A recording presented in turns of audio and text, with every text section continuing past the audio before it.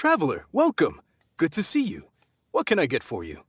We want some blackback perch stew. All right, blackback perch stew it is.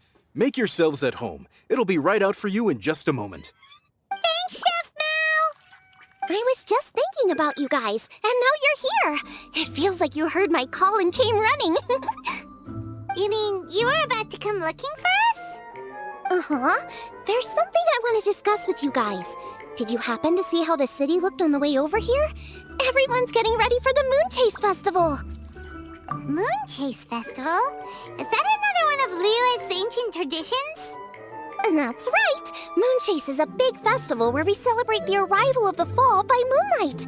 The old folks say that thousands of years ago, this was the time of the year when the Adepti would seek the way. But it's completely different nowadays. We eat our favorite foods, spend time with friends and relatives, enjoy the moon and the flowers. So much easier. Basically, we just do all the things that people like doing and don't take a whole lot of effort. Sounds like Paimon's kind of festival. With your great taste in food, Moon Chase Festival is sure to be to your liking. Hey, if you got a problem with Paimon's taste, just spit it out. So are you guys free these days? I'm taking part in this year's Masterful Chefs. If possible, I'd like you to be my culinary consultants. That's right. Getting some suggestions from friends will broaden your horizons. Masterful chefs, huh? So is that like a competition? Right, yeah! I guess you probably haven't heard about it before. Every year, Moon Chase Festival has a different theme, usually picked by the Qixing. This year's theme is Feast of the Bounteous Land, so the Qixing decided to organize a cooking competition. Feast of the Bounteous Land. Pretty much sums up what Liyue is all about. Great theme. I totally agree. I heard it was Ningguang that came up with it. She's so amazing and so full of mystery. Well, I want to take part in the competition, but coming up with new dishes is hard work. By the time you finally thought of something, cooked it, taste tested it, it can be hard to judge whether you're really into something or not. And so, I was thinking, I could get the two of you to help by gathering everyone's thoughts on what makes a great dish. I really want to think outside the box this time. And to do that, I'm going to need lots of different ideas from lots of different people. This'll be a piece of cake. We've got friends from all over the map, haven't we? You sound pretty confident. Well, you know, not to brag or anything. But first things first, let's have a delicious one-man meal. After that, we can go around to all of our friends in Liyue and get their ideas one by one. Okay, great. Also, Guoba should be back soon, so we can all go together. Here's your blackback perch stew, folks. It smells so good. It's my pleasure.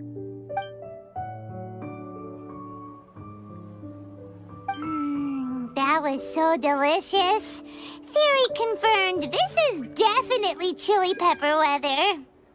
Xiangling can be a bit of a handful, so please look out for her while you're out and about. Come on, Dad! Why would you say that? Because I know you all too well, my dear, that's why. You mustn't be quite so reckless when you're out in the wild, you understand? You do well to be a little more cautious, like our traveler friend. Don't worry, we're all friends here. Let's all look out for each other. And Guoba's back, roly-poling around as usual. All right, let's pack up and head out.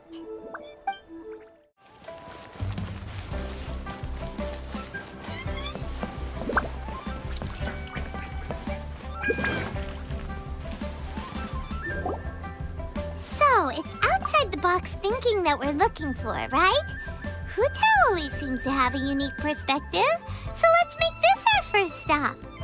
What? My ears are burning. Did somebody say my name? Yeah, it's Paimon and the Traveler.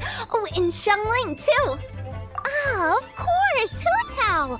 Way outside the box. Meaning, you're here for some other reason, right? How might I be of assistance? Well, Hu Tao, I wanted to ask you, what kind of food do you like? What food I like? Off the top of my head, I don't really have an answer. Wow, so even Hu Tao gets lost for words sometimes. Paimon sure didn't see that coming. Come on, even the chirpiest birds clock out for the night, right? I'm no different. Pretty sure clocking out isn't something birds do, but okay. Right! There's no need to overcomplicate it. Just pick a dish and tell me what you like about it. I'm doing some market research. I see. Launching a new dish? Well, let me say right off the bat, nothing weird, okay? Some poached fish, a side of shrimp dumplings. That is all you need. Poached fish and shrimp dumplings. That's a bit ordinary, isn't it? Well, it is and it isn't. Think about it. Poached fish is hot and spicy with a powerful aroma. It's a dynamic dish. Add a side of shrimp dumplings, and there's your static component. Got it? Dynamic? Oh, I can do dynamic. Mushroom slime stew it. No, not that kind of dynamic. A dish is more than substance, it's a mood. Poached fish is red and spicy. It elicits a response from the eyes, ears, nose, and mouth. That's why I call it dynamic. Shrimp dumplings are more subdued, clear and smooth with a pure and subtle fragrance. I call that static. Combining dynamic and static is how you create a perfectly balanced meal. A union between opposite but complementary features coexisting in perfect harmony. Paimon didn't follow that at all. But at the same time, it kinda sounded smart, so... Okay, dynamic and static. Opposite, but complementary. So is this just another way of saying you should keep everything balanced? You know, a little meat, a little veggie, a little salt, a little sugar? Bingo! Except I don't think you need to have a sweet dish for it to be a complete meal. Personally, I always skip dessert. Okay, I think I got it. At first I thought you were just goofing around, but actually you make a really good point. How did I ever doubt you, Hu Tao? Thanks. When it comes to telling tales, the storytellers have got nothing on Hu Tao. Sounds suspiciously like a compliment to me. I'll take it. Uh-huh. Well, at least one of you gets it. Everything in this world runs on its own set of principles, be it the circle of life or sugar and spice. You either get it or you don't. Since the Traveler seems to approve, I'll make sure to factor it in. Paimon thinks we're pretty much done here now. Let's head to Boo Boo Pharmacy next. Boo Boo Pharmacy? Yeah, you'll definitely get some interesting responses over there.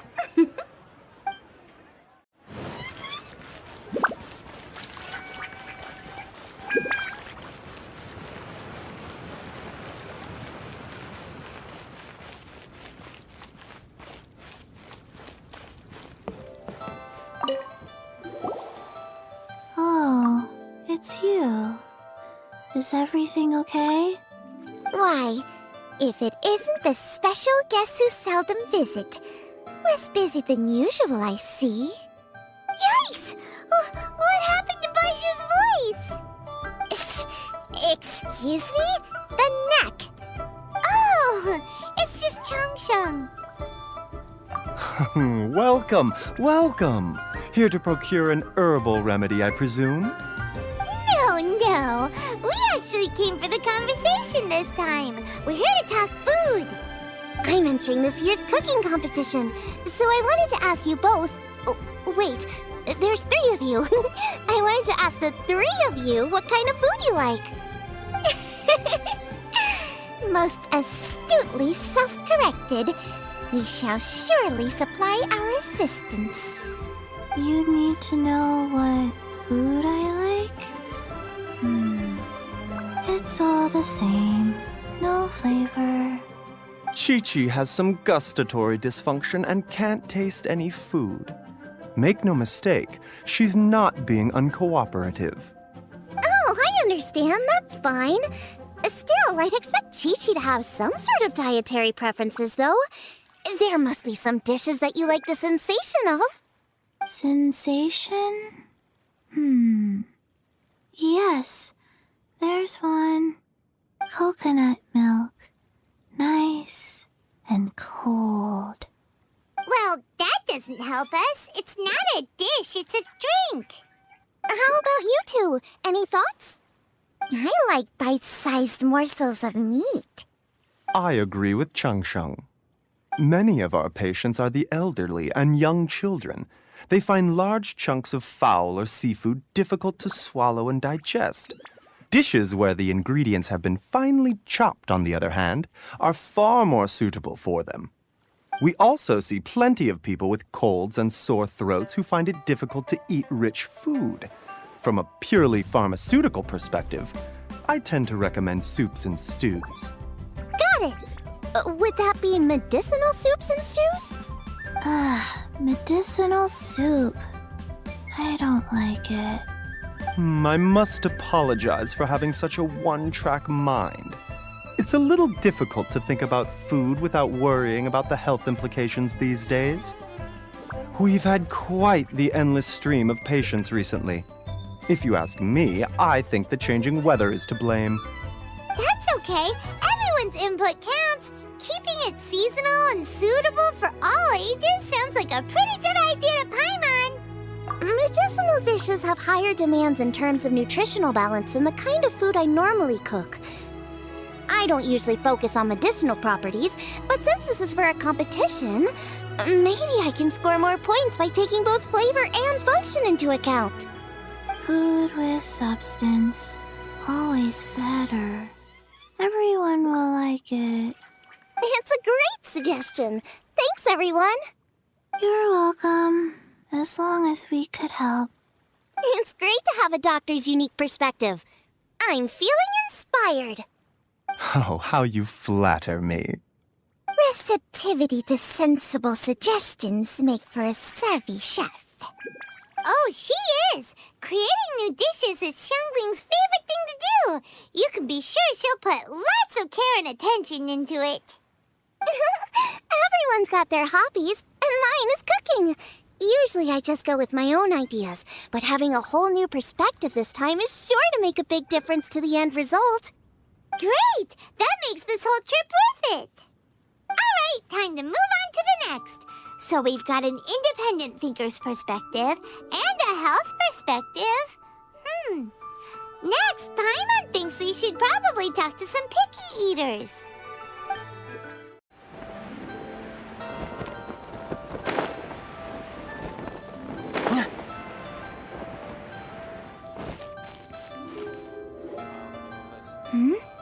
Oh, it's the Traveler and Paimon. And Xiangling. Greetings, friends.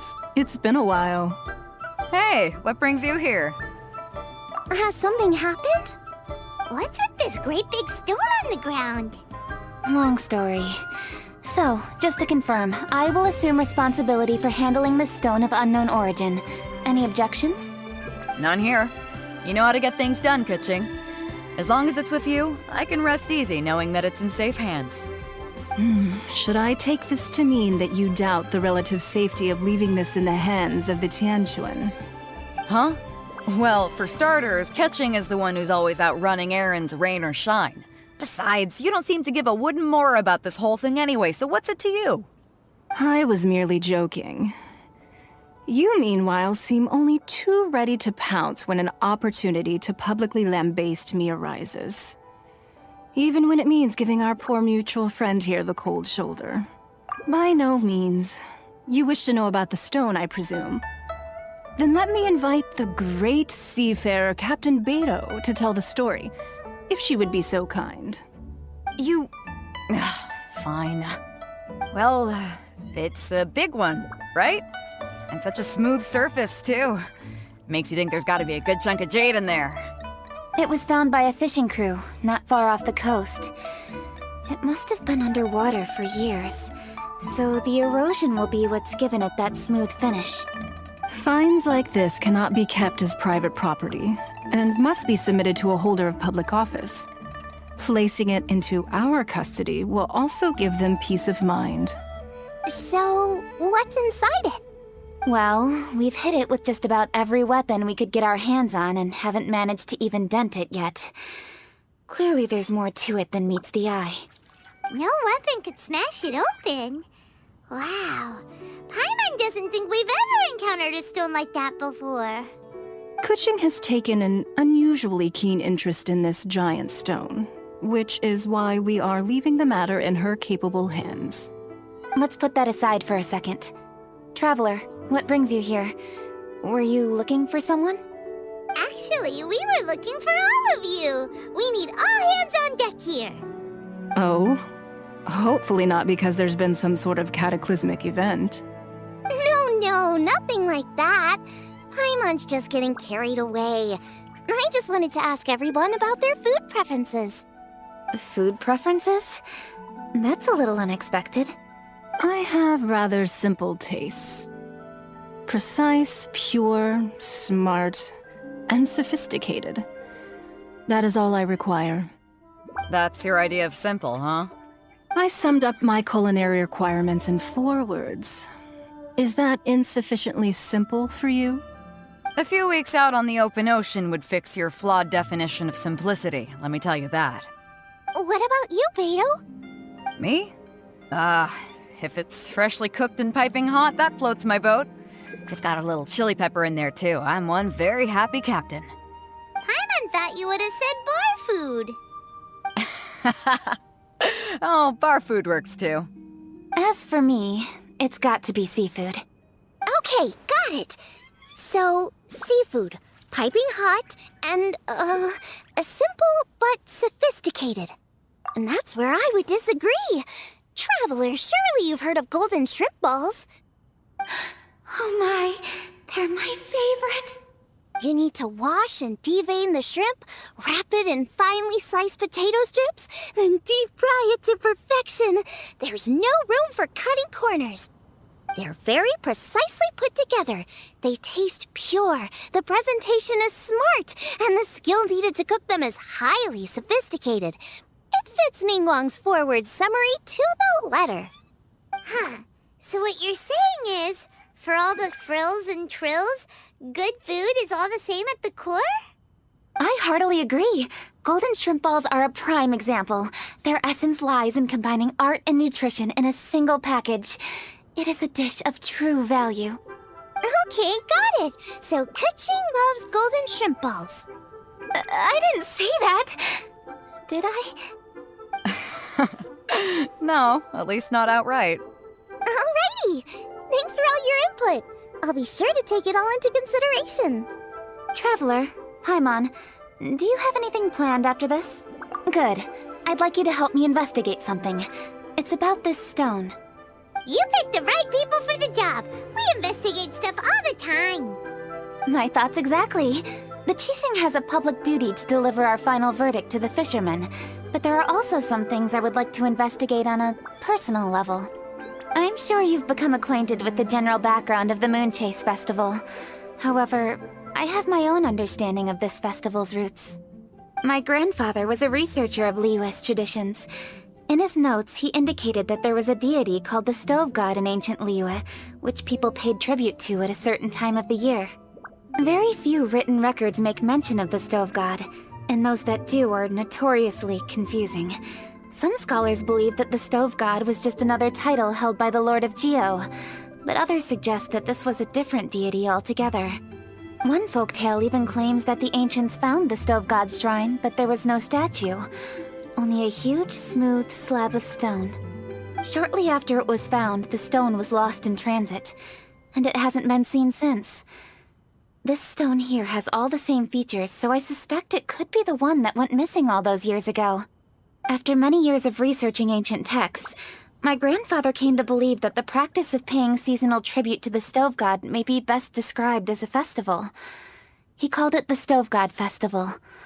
That would make it the forerunner to the Moonchase Festival we know today. But this is all just theory and conjecture.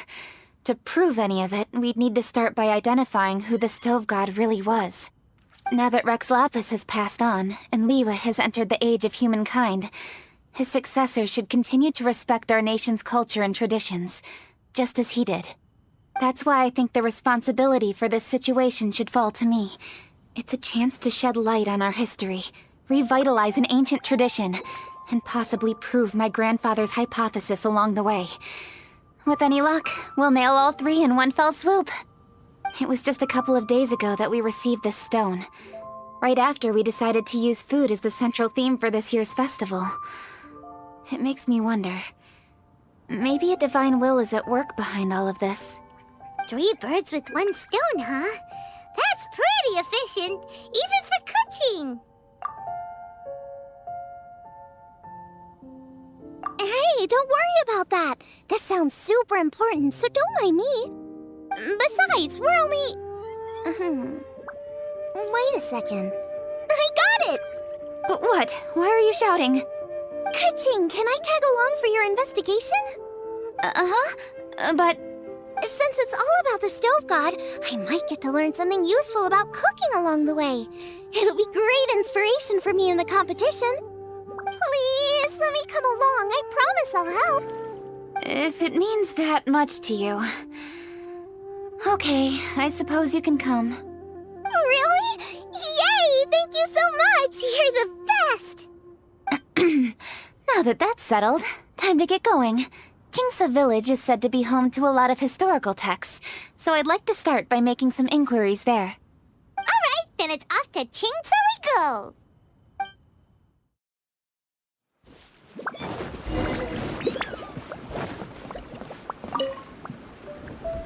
Hi, Granny. We need your help with something. Are there any old books around Chingsa Village? You know, from a really long time ago? Oh, looking for ancient texts, are we? Let me think. There is an old warehouse over there, property of the Feiyun Commerce Guild. Many books are stored inside, those that they have no room for at home. In fact, their youngest comes over this way to read sometimes. The Feiyun Commerce Guild's youngest? You must be talking about Xingqiu. Paimon didn't know they had a warehouse here. Let's go take a look. Yep. Yep. Help! Ah, I'm being robbed! It came from that direction. Come on!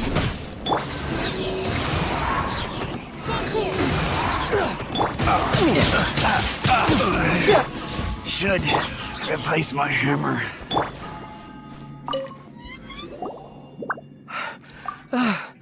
I've come here to clean the book warehouse plenty of times before, but this is the first time I've run into these crooks. Are you all right? I am, thanks to all of you. Hey, wait a minute. You're the traveler, aren't you? And you're with... Lady Kuching. An honor. Truly an honor. We'll try not to take up too much of your time. I understand that this book warehouse is the property of the Feiyun Commerce Guild. Could you advise whether we might find any text relating to the stove god in this collection? The stove god? I heard that's the Lord of Geo, right? Huh? Really? Yeah. A friend of mine who conducts research mentioned it once before. We use stoves for cooking, and stoves are built from rock. Some people think that the stove is a gift from the Lord of Geo. And that's why they call him the stove god. Seems logical enough. But do you have any books on the topic? I'm sorry, I'd have to ask the young master about that. Oh, any questions? Please, ask away. Hey, it's Chongyun and Xingqiu. Hello, one and all. Hey guys, what are you doing here? I was bored with nothing to do, and thought I'd come out this way for a bit of reading. And then I thought, why not bring Chongyun along too? Yes, I'm just along for the ride, really. I see the Yuheng Kuching is with you. Whatever brings you here must surely be a matter of grave importance. Master Xingqiu, if I may be so bold, do you happen to know if there are any texts on the subject of the stove god among this collection? Since I personally selected which volumes to store here, I do have some recollection of their contents. If my memory betrays me not, there is one volume among them called Demystifying the Legends of Liyue, which mentions the stove god. Might I take a look? Certainly. If it pleases my lady, I shall lead the way. Sheng, I will take care of things here. You're free to go about your own business. They're back! So did you find it? Yes, Master Xingqiu has quite an exceptional memory. Demystifying the Legends of Liyue does indeed mention the stove god. However, it says the following. The body of the dragon wielded a tail that could eclipse the sun, and claws to command fire and teach the ways of wisdom. Receiving the gift bequeathed unto them, humankind cooked food with fire, and thus did they prosper. The body of a dragon? The stories about Rex Lapis say the same thing. That much is true, but this is the only passage in the whole book. If we want to find out more, we'll have to continue our investigation. There's nothing further to discover here. It seems we'll have to look at other options. I come from a long lineage of exorcists, and our family too has amassed a number of ancient texts. Now that you mention the stove god, I seem to recall reading somewhere that this god once appeared at the Guili Assembly.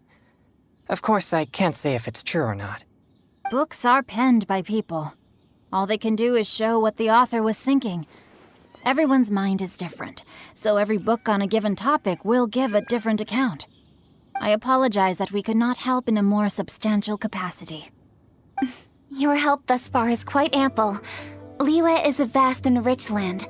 All things that existed here in the past have left their trace. So long as we do not abandon our search, it is sure to bear fruit eventually. Thank you all. We will continue our investigation elsewhere. Hold up. I had a question too. Xingqiu, Chongyan, could you tell me what kind of food you like? Food? Oh no. You're not thinking of taking part in the Masterful Chefs, are you? Yeah, I totally am. What's wrong? You look like you've just seen a ghost. Xiangling, this is a major event. I beg you, please don't cook anything strange for this competition. What do you mean, strange? Mushroom slime stew, to give one example. Okay, fair enough. That dish isn't my most popular. But that's why I'm doing all this research, so I can create some really special dishes to win everyone over.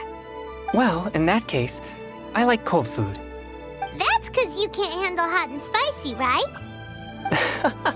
Yes, you're absolutely right. My tastes are on the mild side. I prefer gentle dishes with minimal seasoning. Soups and stews, vegetables and broth, seafood or freshwater fish, either boiled or steamed. These kinds of dishes I am most partial to. No surprises from the Guhua Geek.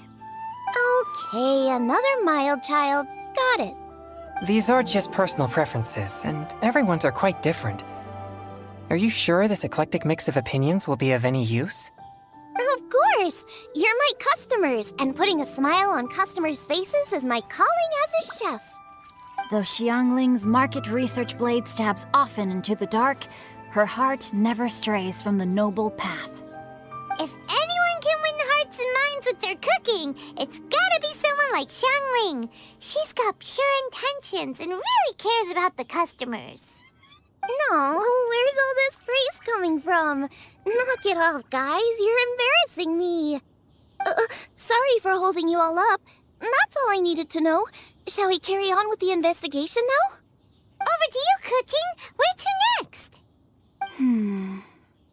So we've learned the stove god allegedly made an appearance at the Guili Assembly. But today that place is largely a wasteland with few traces of human activity. Longshu Inn is close by, so let's stop off there on the way over and see what we can find out. Forgive us, for this is where we must part ways. May your journey be a smooth one. Yes, best of luck. If you run into any difficulties, come and find us. We'll be only too glad to help. Let's go! Next stop, Longshu Inn!